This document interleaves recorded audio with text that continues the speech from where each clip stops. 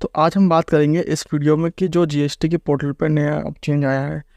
जैसे कि आपने देखा होगा जीएसटी की साइट पे आजकल नया तो जैसा कि आपने देखा होगा कि जीएसटी की साइट में आजकल एक नया टैब नया लेजर ओपन हो चुका है। ठीक है, जो लिखा इस पर लिखा होता है report ITC reverse opening balance. तो ये इसके बारे में मैं आपको आज इस वीडियो में पूरी डिटेल में समझाऊंगा। अगर आपने चैनल को लाइक नहीं किया तो चैनल को लाइक एंड सब्सक्राइब जरूर करें और वीडियो के एंड तक जरूर बने रहें।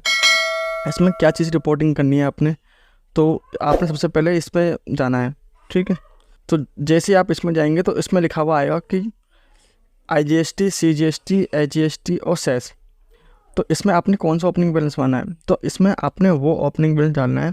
मान लीजिए आपने कोई ऐसा आईटीसी था आपका जो कि आपने इन फ्यूचर आपने क्लेम करना था। मान लीजिए आपने एक दो आपका कोई ऐसी क्रिएटर थे जिसके आपने पेमेंट 180 दिन में नहीं करी थी, तो उनका आईटीसी एज पर रूल तो आपको रिवर्स करना होता है। तो रिवर्स करने के बाद जब आप पेमेंट करते हैं तो उसको आपको क्लेम करना होता है।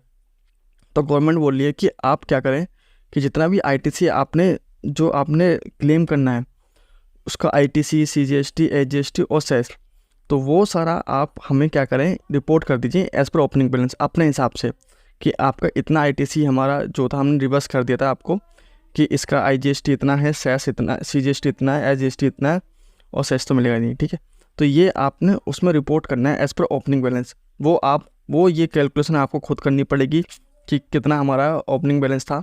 तो ये ओपनिंग बैलेंस अगर जब आप इसमें डाल देंगे तो उसके बाद क्या होगा, तो वो मैं आपको चलो 3B में लेकर दिखाता हूँ। तो उसके बाद आपको क्या करना पड़ेगा, अब आ रही तो अब आ रही है अब ऑल आईटीसी वाले पे।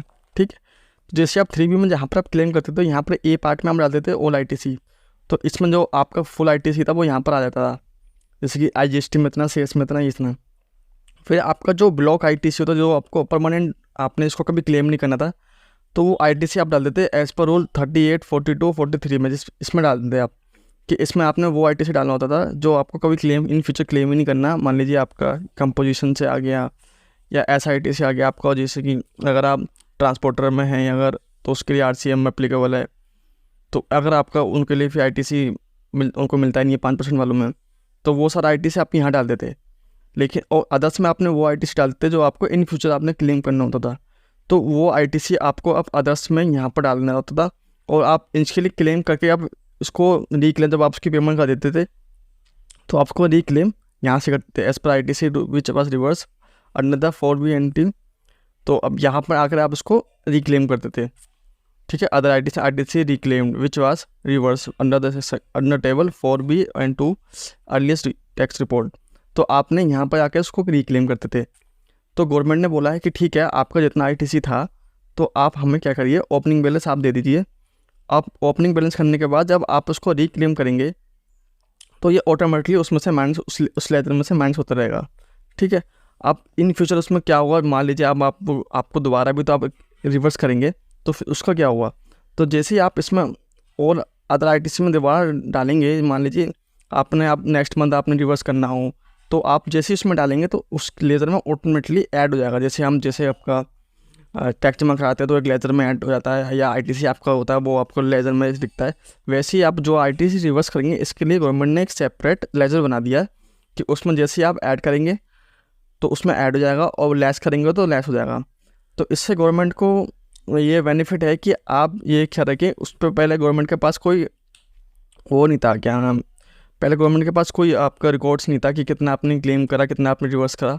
आप गवर्नमेंट उसको ट्रैक करने के लिए ये आईटीसी जो है कि यहाँ पर सेपरेट उन्हें लेजर बना दिया है कि आप इसको इसमें ऐड करिए और यहाँ से आप क्लेम करिए।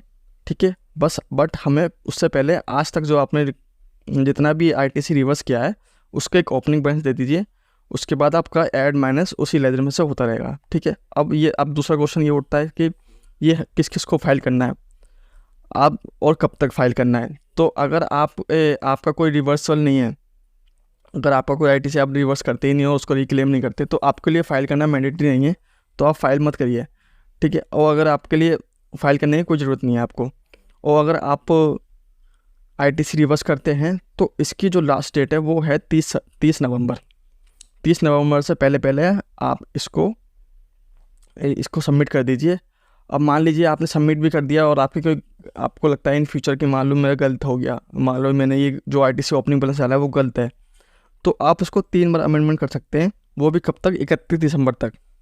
ठीक है, 31 दिसंबर के बाद ये जो आपने डेटा डाला है वो फ्रीज हो जाएगा और उसके बाद वो आप उसमें एडिट नहीं कर सकते। तो आप केयरफुली उसको ओपनिंग बैलेंस डालें, ज़रूर डालें। और ये काम आप जल्दी सोच समझ के बिल्कुल आराम से करें कि आपको कितना आपका ओपनिंग बैलेंस था। आप सारी अपनी 3 भी चेक कर सकते हैं कि आपने कितना ITC रिवर्स करा है जब तक आपको क्लेम करना है।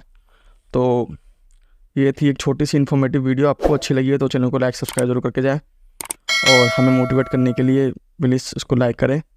Thank you.